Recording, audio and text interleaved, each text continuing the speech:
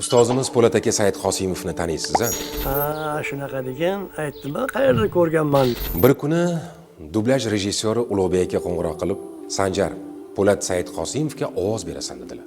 To'xtab qoldim. Nahotki Po'lat akaga, axir ular 70 dan oshgan bo'lsalar, men qanday qilib ularga ovoz beraman deb so'radim. Hayron bo'ldim. "Ustoz, kelurchi" dedilar. Bordim. Po'lat akani yoshliklarida olingan Beruniy filmi ekan.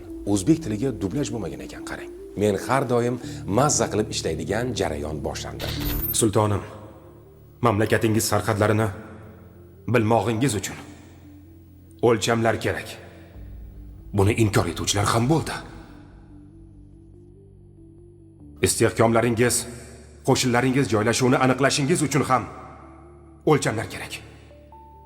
Buni inkor qiluvchilar ham topildi.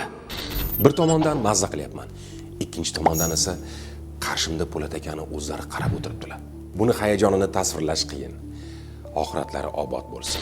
Menga qara, topganingda berasan. Adresini yozib oldim. Ol. Rejissyor Ulug'bek aka bilan necha yildan beri ishlasam ham bir odatlariga hamon qoyil qolaman. Ular aktyorni shunchaki mikrofonga qo'ymaydilar. Uni kinoning ichiga kirgizib yuboradilar.